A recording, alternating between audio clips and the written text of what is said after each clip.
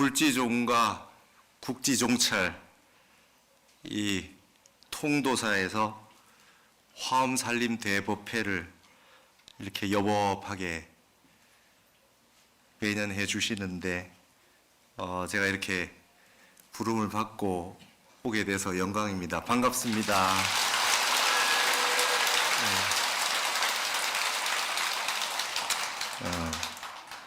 그냥 우리 부처님 말씀에 나오는 구절로 얘기하자면 그냥 희유합니다. 이렇게 한국의 불교가 살아있다는 것을 여러분들, 이 불자 여러분들의 마음속에 다시 한번 열애가 출현하시고 화엄의 법석으로 여러분들의 본래 이 보광명지가 환하게 드러나셔서 세상을 밝힐 수 있는 자리와 이타의 보현보살행이 실현될 수 있었으면 좋겠습니다. 그렇게 하시겠죠? 예. 저는 이 출가하기 전에 제일 처음으로 큰 사찰에 와본 곳이 통도사였습니다.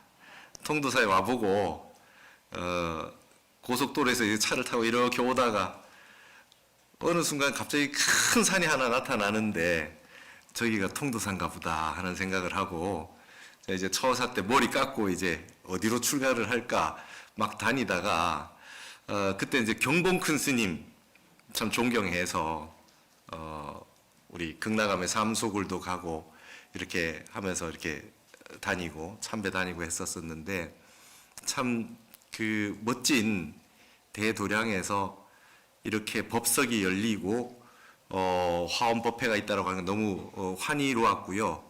그때 당시 경봉 큰 스님께서 선사이심에도 불구하고 이런 화엄 살림을 지금과 같이 정착하시게 해주신 것에 대해서 너무나 감사하고, 그때 만해 스님이 여기서 화엄을 설하셨다 그래요. 그래서 우리 통도사가 역시 선교가 일치하고 한국 불교의 모든 전통을 다 고스란히 가지고 있다는 생각을 하고 늘 멀리서 바라보면서 즐겁게 행복하게 기쁘게 이렇게 통도사를 생각하고 있습니다.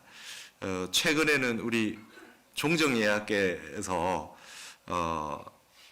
이 서울의 예술의 전당에서 전시회를, 멋진 전시를, 선예 전시를 하셔가지고 오셔서 큰 스님을 몇 번 뵙게 됐습니다. 저도 이제 다시 한번 느꼈습니다.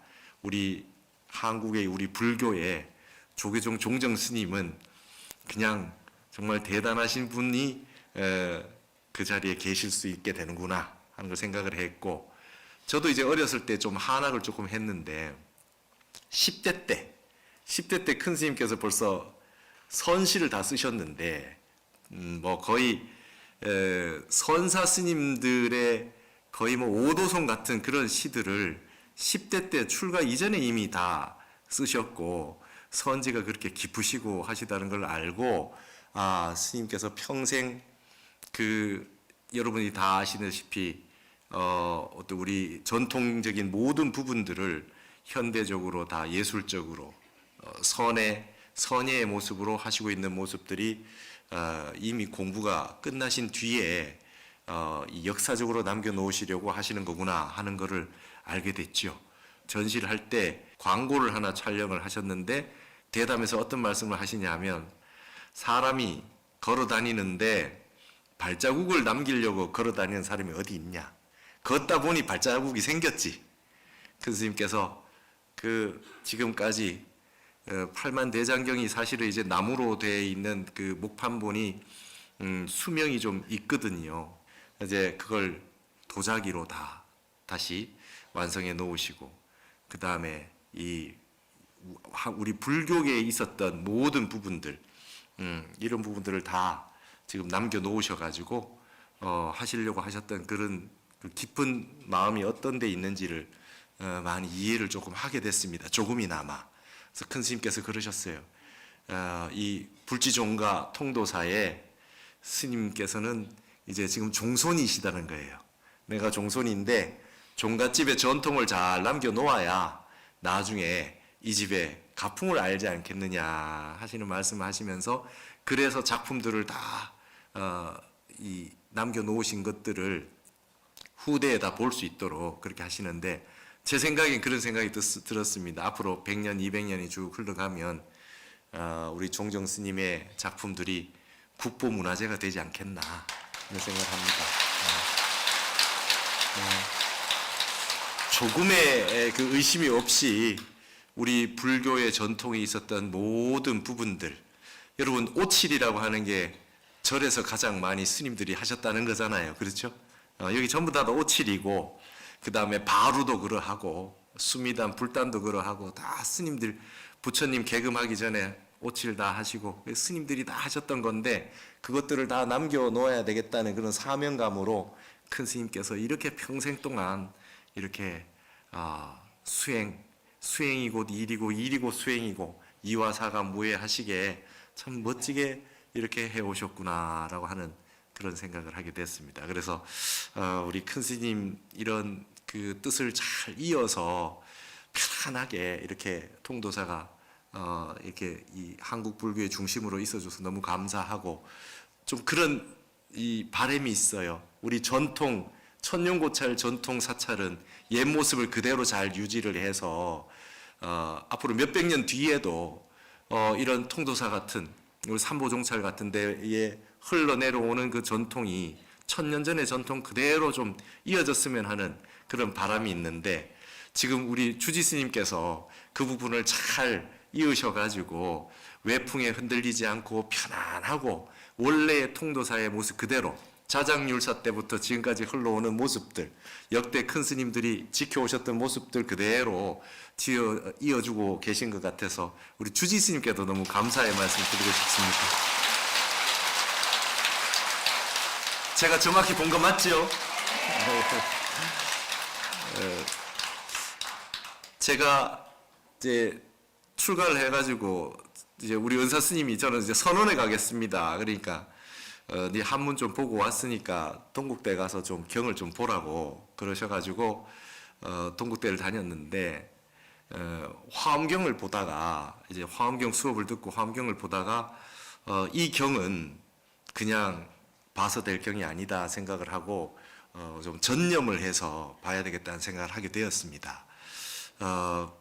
역시 경 중에 최고의 경이 화엄경이 아닌가 생각을 하게 된 것이 화엄경을 보는 그 가운데 나타나는 모든 주석들, 그다음 모든 이런 내용들이 모든 8만 대장경에 나오는 경률론을 다 이 주석에 다 담겨져 있기 때문에 화엄경 하나를 제대로 공부하게 되면 다른 경전을 다 볼 수 있겠구나 이런 생각을 해서 그렇게 공부를 했고 타너 스님을 연구하게 됐던 그 첫 번째 이유도 화엄경 주석서를 타너 스님의 신화엄경 합론을 통해 가지고 이렇게 보다 보니까 지금까지 이렇게 공부를 하게 되었습니다. 큰 스님이 쓰셨던 걸 따라 읽기를 하면서 여러분들 이제 화엄의 세계라고 하는 거는 한마디로 뭐 이런 것 같습니다. 우리가 자꾸 훈습이 되지 않습니까? 똑같은 걸 읽고 그다음에 생각을 하고 하면 훈습이 되는데 화엄경에는 이 나쁜 말들이 별로 없어요. 늘 좋은 말들밖에 없어요. 그렇죠?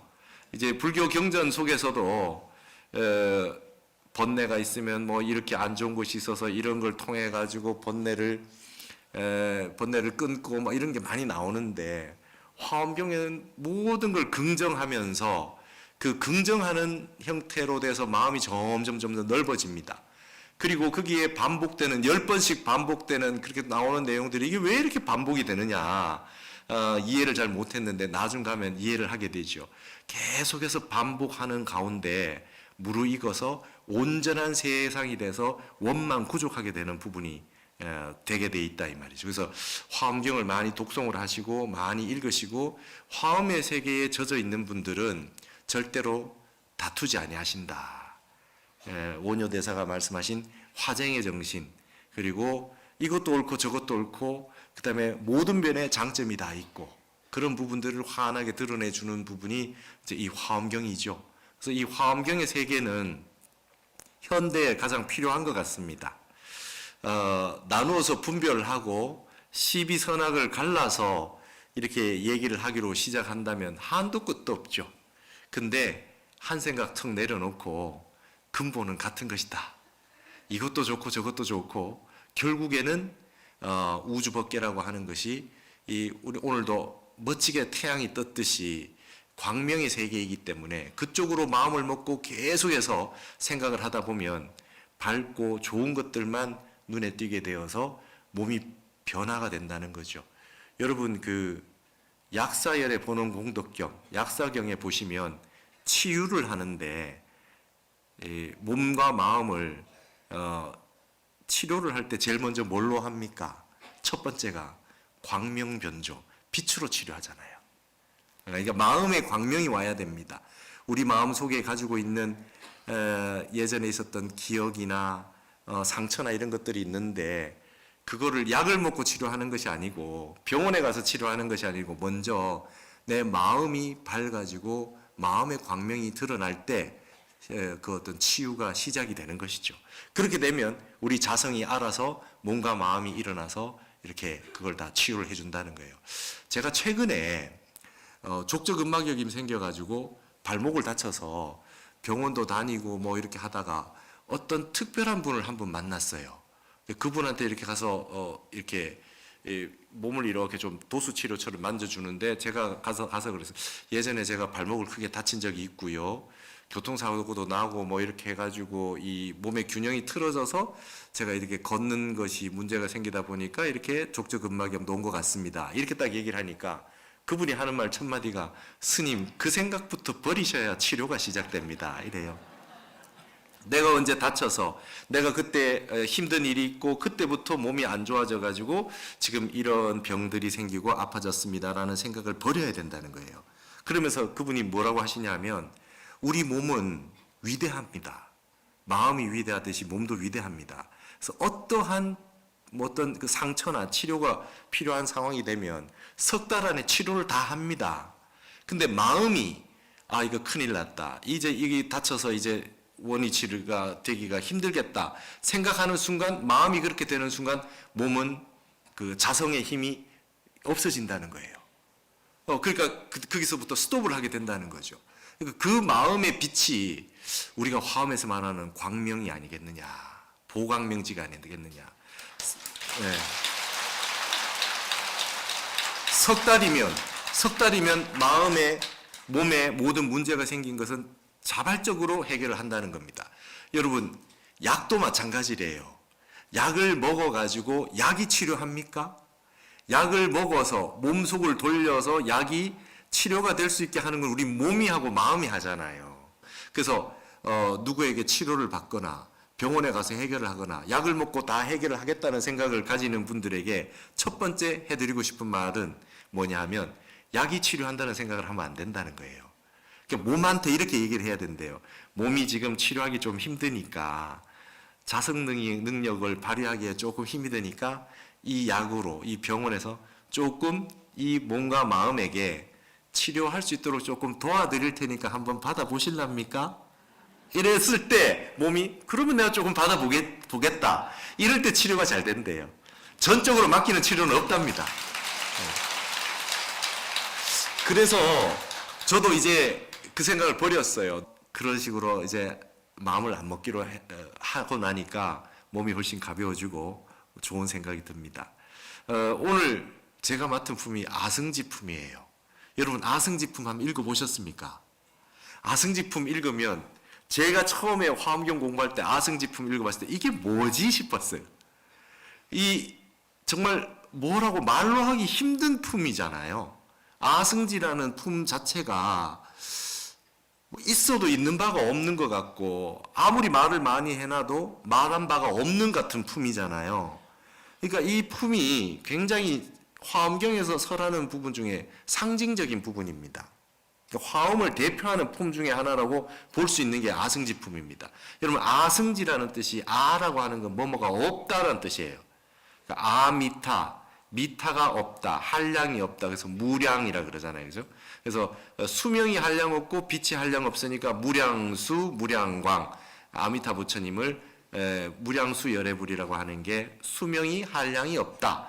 그때 아라고 하는 게 이제 반대말을 만들어주는 거죠. 아쇼카 했을 때 쇼카가 없다. 근심이 없다. 그래서 아쇼카 나무에서 부처님이 태어나셨다는 말씀은 무우수, 근심이 없는 나무다. 이렇게 되고요. 그렇죠?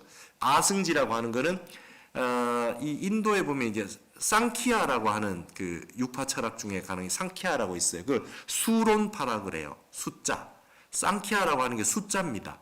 그러니까 아상키아니까 무수, 수가 없다는 거예요. 그러니까 아승지라고 하는 건 숫자가 없다는 겁니다.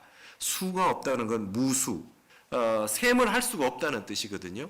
그래서 아승지라고 하는 것 자체가 이 품은 화엄경은 전체가 부처님이 설한 것이 아닙니다. 입으로 설하는 것이 아니거든요. 무언설법하셨다. 말씀 없이 설하신 거라는 거예요. 무엇으로 설법하셨습니까? 광명으로 설법하신 거예요. 부처님께서 성불하셔가지고 그러고 난 다음에 37일 동안 선정에 들어 계셨어요. 선정에 들어 계신 상태에서 선정에 딱 들어 있으셨을 때 이제 방광을 하세요. 백호로도 하시고 이빨 사이 치간으로도 하시고 발등으로도 하시고 방광을 여러 번 하십니다. 방광을 하시는 부분들이 그게 선정 삼매에 드셔서 여러 가지 삼매에 드셔가지고 8종 삼매 10종 방광이라고 하는 형태로 쭉 선정에 들어서 일체 말이 없으시게 선정에 드셔서 방광을 쭉 하셨는데 거기에 있는 법문이 다 끝이 났다는 거예요. 그래서 선종이라고 하는 것은 8만 대장경의 내용 전체를 부처님이 선정에 들어서 빛으로 설하셨다라고 하는 것을 근본으로 하셨기 때문에 우리 선종이라고 하는 것은 참선이 근본이다. 부처님이 경전을 보고 깨우치신 게 아니다. 깨치신 게 아니다. 그래서 선종이거든요. 그래서 부처님께서 이렇게 앉으셔서 선정에 들었을 때 방광을 하신 내용들을 일체 중생들이 근기에 따라서 그것을 보는데 귀가 수분 득자량이라 그러죠. 자기 분수에 맞춰서 그걸 다 법문을 듣는데 모든 중생들이 다 알지 못하기 때문에 보살님들이 설주가 돼서 지금 부처님께서 어떤 삼매 드셔서 어떻게 방광을 하시고 저 설법은 어떠한 설법입니다. 이렇게 설해 주시는 경전이 화엄경입니다. 아시죠?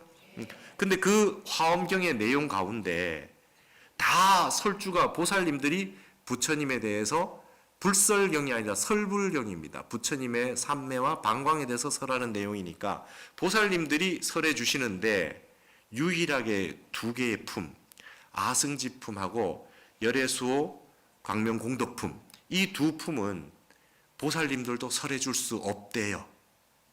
부처님이 보살님 경지에서도 설해 줄 수 없어서 이것은 직접 설하신 경전이라 그래요. 그래서 다른 말로 불과 이우 두 개의 어리석을 웃자 보살님들도 설해 줄 수 없다. 이래서 부처님이 이거는 요 두 품만은 직접 설하셨다 그래요. 그 내용이 숫자에 관련된 겁니다. 숫자에 관련된 거니까 아승지잖아요. 아승지. 숫자 셀 수가 없다. 이렇게 돼 있는데 여러분 아승지품 보면은 계속해서 단위가 올라갑니다. 그렇죠? 그래서 백몇십 개가 있어요. 단위가. 셀 수 없는 숫자로 셀 수 없다라고 하는 아승지에서부터 백몇십 개가 계속해서 셀 수 없는 부분으로 계속 나와요. 이거를 다 보살님들이 알 수가 없대요. 열에만 알 수가 있다는 거예요. 그래서 맨 마지막이 불가설전. 말로 할 수 없는 것을 또다시 말로 할 수 없는. 그래서 여러분 우리 장엄 연불할 때 불가설전, 불가설, 항아사, 불찰, 미진수 나오잖아요. 말로 할 수 없는 세계를 그 단계만 해도 일십 백천 하듯이 그게 백몇십 개가 있다는 거예요. 그거를 어떻게 알 수가 있겠습니까? 부처님이 아시는 실답게 아시는 이 깨달음의 내용이 이렇게 깊다는 겁니다. 지금 우리가 AI 시대에 나노라고 하고 하지만 그 세계도 이 부처님의 아승지품에 대하면 아주 조그맣게 수준밖에 되지 않는 겁니다.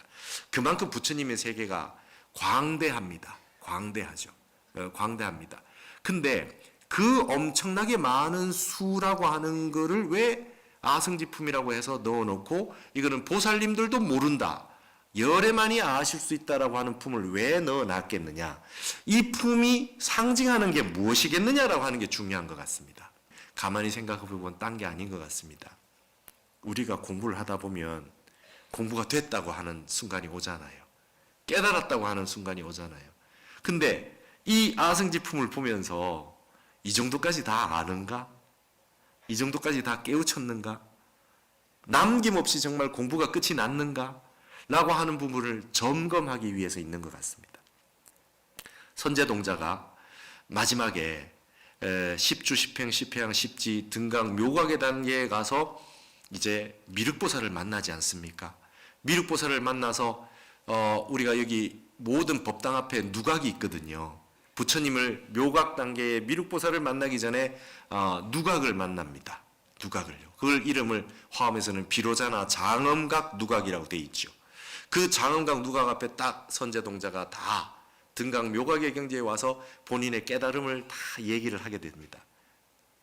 그 보리심을 발해서 지금까지 수행을 해왔는 그 내용들을 쫙 이게 읊어요. 그랬더니 미륵보살이 나타나셔가지고 찬탄을 하죠. 찬탄을 하고 탄지를 합니다. 손가락으로 탄지를 한번 타니까 비로자나 장엄각 누각이 활짝 열리면서 그 장엄각 누각이 활짝 열리면서 불세계가 등장하는 겁니다. 그런데 그 깨달았던 내용, 선제동자가 다 깨달았더라고 하는 내용을 미륵보살도 찬탄을 하시는데 손을 탄지를 한번 딱 하는 순간 그동안 깨달았다는 것이 싹 다 날아갑니다. 하나도 없이 다 날아갑니다. 그러니까 그게 미륵보살의 부처님의 신통력입니까? 여러분 이 아승지품 앞에 십정, 십통, 십인품이 나와요. 그죠? 그러니까 신통도 나오고 선정도 나오고 인이라고 하는 그 참을일자는 지혜를 뜻합니다. 무생법인할 때 이는 여기서는 이제 지혜를 의미하죠. 모든 것이 다 갖춰졌어요. 선정과 신통과 지혜가 다 갖춰져 있는 상태에서 갑자기 아승지품이 등장하는 거죠. 다 깨달았는 것 같은데 부처님의 아승지품에 와서는 이거는 아무도 설할 수 없다라고 하는 걸 남겨둔 거죠.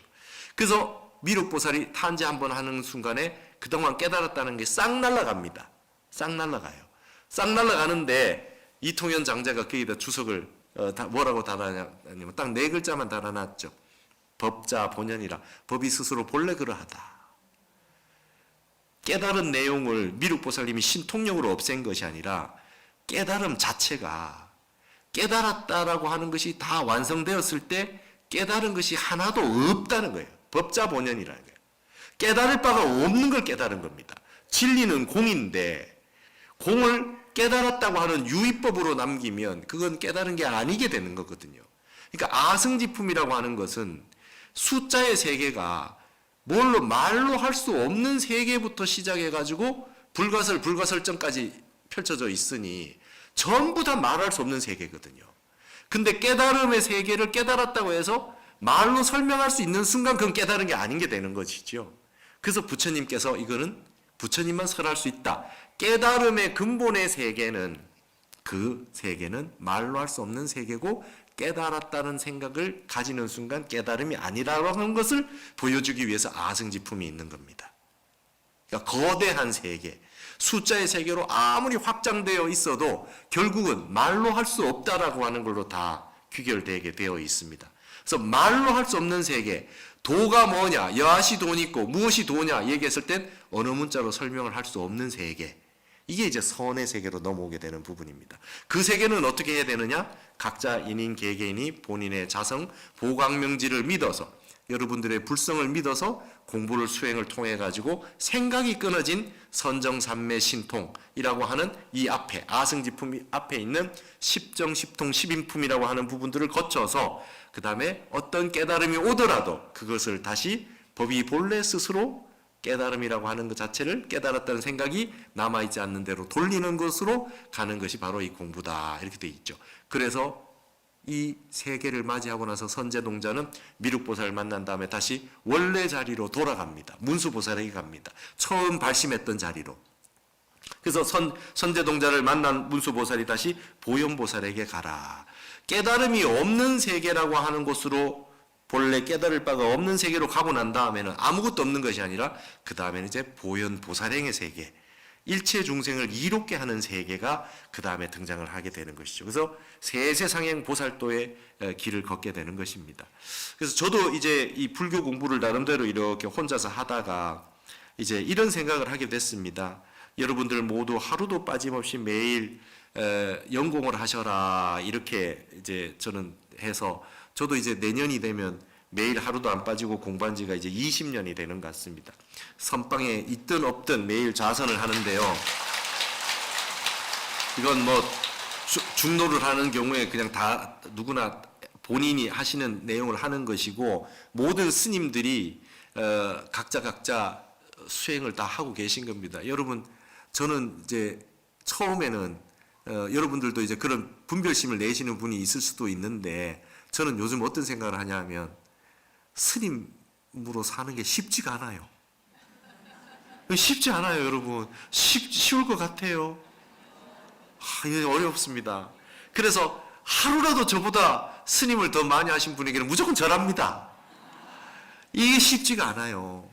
그래서 여러분들 노스님들 뵈면 무조건 그냥 찬탄하시고 이 존경심을 표하십시오.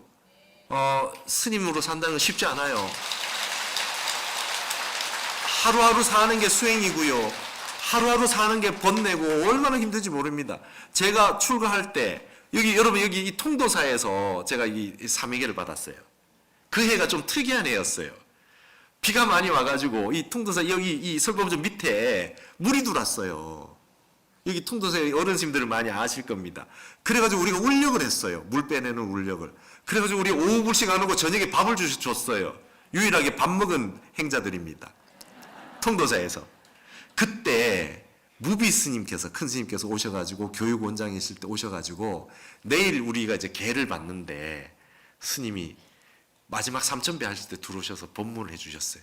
우리 스님들끼리니까 얘기하겠다 그러면서 스님께서 참 자비롭게 법문을 해주셨어요. 무슨 말씀하셨냐? 스님 노릇하기 쉽지 않다. 무비 스님께서 그러셨어요. 스님 노릇하기 쉽지 않다. 참 어렵다. 걸망을 얼마나 쌓다가 풀었다가 얼마나 많이 하는지 모른다.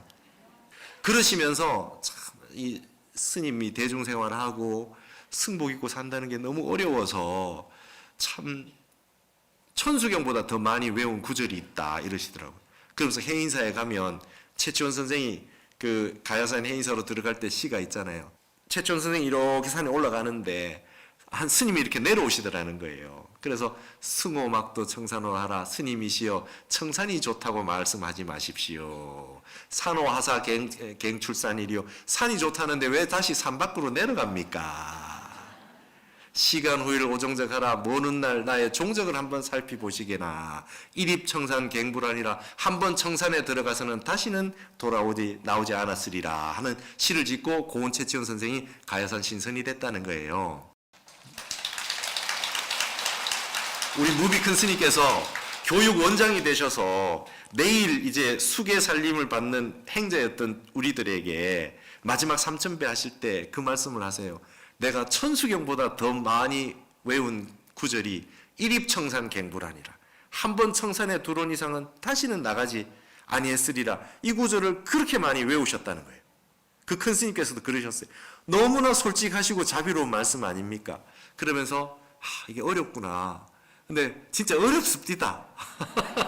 몸이 아파서도 힘들 때도 있고 마음이 힘들 때도 있고 뭐 선원에 가면은 뭐 하루 종일 같이 있잖아요. 그죠? 여러분들 거사님들 퇴직하셔서 오시면 하루 종일 있으면 죽겠죠? 90일을 열 몇 시간씩 정진을 같이 하는데 선원의 스님들이 마음이 있는데 거기서 한 마음이 일어나면 살기가 어렵습니다. 쉽지 않아요. 이 대종살이 스님으로 산다는 건 쉽지 않습니다. 그럼에도 불구하고 이 길을 끝까지 가는 거 아니에요. 이게 참 쉽지 않습니다. 그 속에서 내 업이 다 녹아내리고 참 이런 이 엄청난 많은 숙세의 업이 녹아내리는 것 같아요. 그래서 어쨌든 이제 잘 산다 못 산다를 떠나서 그냥 끝까지 머리 깎은 상태로 죽고 싶다. 이게 이제 원력이 됩니다. 세월이 지나가면. 그러니까 무소의부처럼 혼자서 가라 하시더라고요. 무비스님께서. 어떤 일이 있더라도 나는 스님으로서 끝까지 살다 가겠다는 마음으로 살아달라는 말씀을 그렇게 하셨던 말씀이 늘 기억에 남고 처음에 자신 있고 막 할 때는 몰랐는데 점점 세월이 지나니까 쉽지 않아요. 쉽지 않은데 우리 해암 큰 스님께서, 도스님이 해암 큰 스님께서 공부하다 죽어라 하셨던 말씀을 듣고 어쨌든 그냥 죽는 날까지 공부하다 가야 되겠다, 그 생각만 하고 그냥 살아왔죠. 버틴 거죠. 그냥 버텨온 겁니다. 그랬더니 이런 날도 있고, 그죠? 이렇게 존경하는 큰 스님 계신 도량에 와서 이 대중들과 만나서 이런 날도 오고 이렇게 합니다. 근데 이제 조금 살다가 이런 생각을 했어요. 우리가 이 생에 몸을 받아서 와서 이 공부를 하러 와서 이렇게 했다면 사부 대종이 승속을 막론하고 왜 정진을 해야 되고 수행을 해야 되고 왜 해야 되느냐를 생각해 볼 때 이런 생각을 하게 됐습니다. 우리는 윤회를 하지 않습니까? 윤회를 하고 있는데 어떤 생은 공부를 많이 했던 생이 있고 어떤 생은 조금 덜하게 했던 생도 있을 겁니다. 그런데 이게 지금 이 전생사에 의해서 이끌어지는 부분이 많거든요. 금생사가 아니거든요. 우리 종정 스님께서 10대 때 스님이 되시기 전에 이미 선사와 같은 오도선 같은 한시를 지으실 때는 불시 금생사죠. 이 금생사가 아닙니다. 전생에 많이 닦으셔서 큰 스님이셨던 분이 다시 이 생에 오신 거지요. 그런 부분이죠.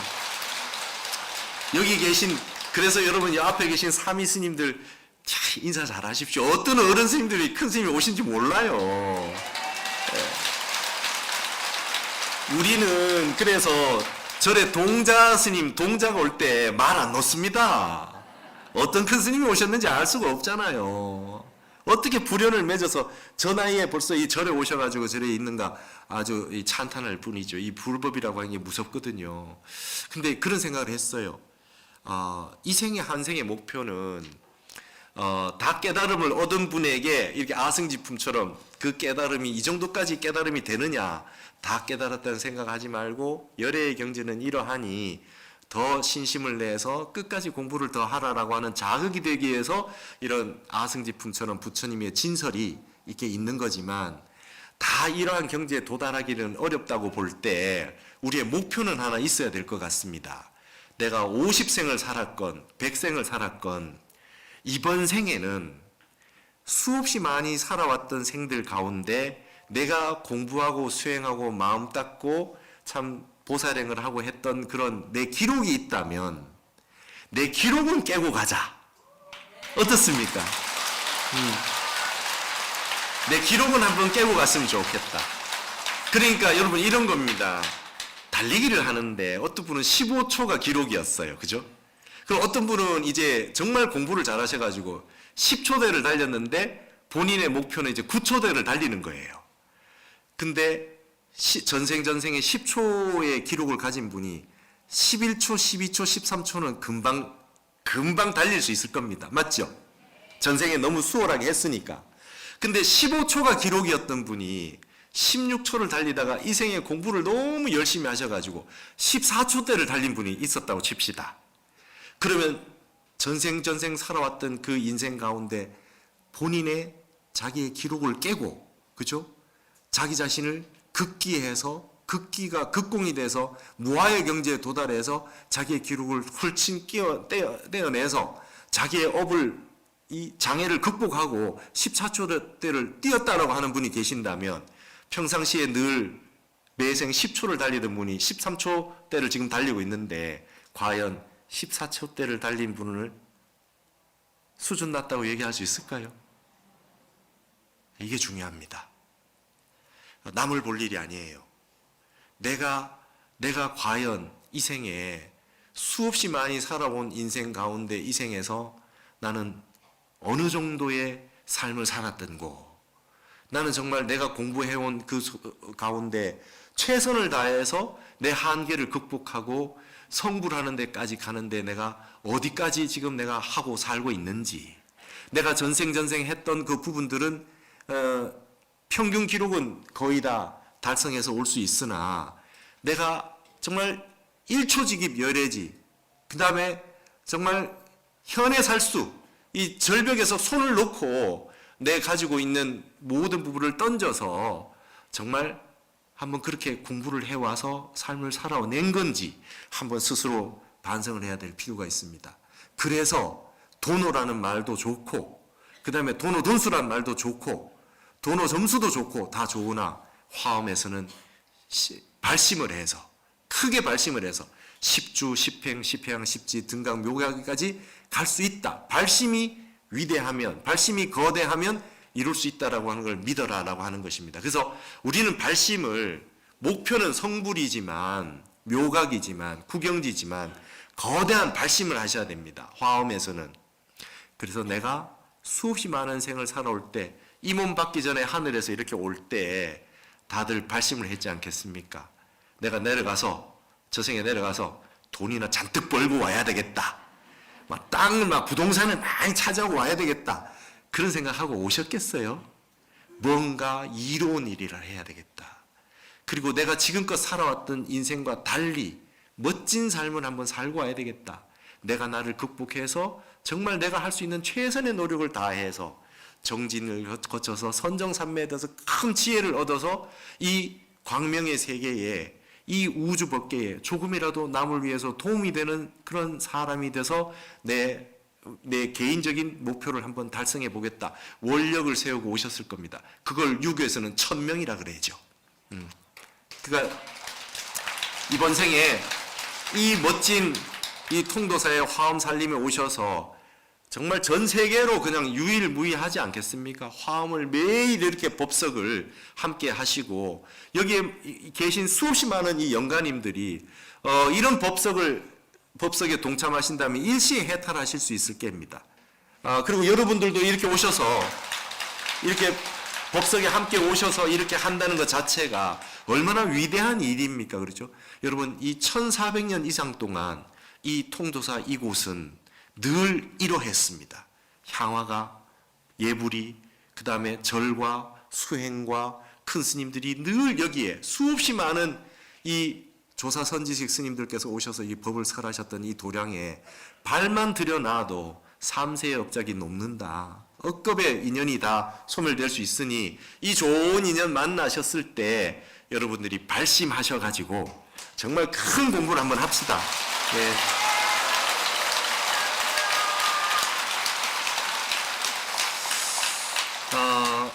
그동안 안 하신 분들이 계신다면 100일 기도, 108일 기도를 한번 하셨으면 좋겠습니다. 그래서 108일을 목표로 해서 하고 109일, 110일 이어서 계속해서 하면 이제 1년 기도가 되고 그 다음에 이제 1080일을 하시고 그럼 이제 1800일을 하는 겁니다. 만일 기도라고 하는 게. 그래서 보통 이제 만일 기도라고 하는 것이 엄청난 힘을 가지고 있는 것입니다. 여러분 그래서 1000일 기도만 하시면요. 팔자가 바뀌어요. 그래서 예전에 스님들한테 와서 뭐 사주팔자 물어보고 어떻게 하면 잘 됩니까? 뭘 할 때 큰 스님들 전부 1000일 기도하라는 거예요. 1000일 기도를 해버리고 나면 삶이 바뀌고 습이 바뀌고 사유가 바뀌고 주변이 다 바뀌어져 있어요. 세상의 모든 것은 태극 가운데 음양이 있지 않습니까? 기신론에 일신임이 있으면 이문이 있어요. 진여문이 있고 생멸문이 있어요. 이거는 어쩔 수 없는 세상의 원칙이잖아요. 분명히 반으로 갈라질 수밖에 없어요. 이게 철가루가 쇠의 양면에 이렇게 딱 와서 되는데 그 중간이 있거든요. 근데 뭐든지 자르면 자를수록 양극단에 모이게 돼 있어요. 세상의 모든 건 분별로 나눠질 수밖에 없습니다. 육조 스님도 육조 단경에 36대라고 해서 36가지 반대되는 걸 다 얘기를 해 놓으셨어요. 근데 그것만 보는 분들은 참 안타까운 거라. 유교도 중용이요, 불교도 중도가 핵심입니다. 나눠져 있음에도 불구하고, 그럼에도 불구하고 어떻게 화합하고 대중들이 이렇게 서로 나누어서 대화를 하고 할 수 있느냐가 중요합니다. 제가 12월 초에 미국을 갔다 왔는데 세계 종교 지도자 회의라고 해서 갔는데요. 여러분, 이슬람 무슬림들이 선을 너무 좋아해요. 양극단이 없기 때문이랍니다. 어떤 이맘이라고 하는 이슬람의 지도자가 눈물을 흘려요. 우리의 근원에 대해서 얘기를 하고 기도를 한다면 얼마나 행복하겠느냐. 그러면서 막 눈물을 흘립니다. 그러니까 여러분, 우리 한국은 다 가지고 있어요. 세상의 지혜와 좋은 걸 다 가지고 있습니다. 그러니까 앞으로는 우리 여기에 있는 통도사의 통자 보세요. 얼마나 좋아요. 그렇죠? 소통이요, 통하고 우리 몸도 다 통해야 되고 소통이 돼야 되고 막힘이 없이 무해하게 뚫려져 있는 것이 화엄의 세계인데, 여기에서 이 좋은 화엄살림법회에 동참하신 모든 분들은 어디 가서 조금이라도 쟁론을 하고 다투는 분이 있으면 원효대사가 되세요. 화생을 시키십시오. 그래야 우리 한국이 정말 세계 속의 한국으로 발전할 수 있습니다. 맞죠? 네. 우리 한국 불교는, 한국 불교의 역사는 갈라져 있는 것들을 다 연결시키고 소통시키고 원융화합시키고 통해가지고 전부 다 분별되어 있는 마음들을 다 제도해내는 광도중생하는 그런 곳이 바로 이 통도사거든요. 통도사에 오신 여러분들은 멋지게 이 우리 한국 사회를 화합을 시켜서 평화 통일이 될 수 있도록 그렇게 기도를 열심히 합시다. 우리가 가지고 있는 보살행이 그거라고 봅니다. 이 세상이 밝고 아주 멋진 보광명제가 환히 드러나는 그런 세계가 될 수 있도록 불가설전의 노력을 해 주셨으면 감사하겠습니다. 이걸로 모두 마치겠습니다. 감사합니다.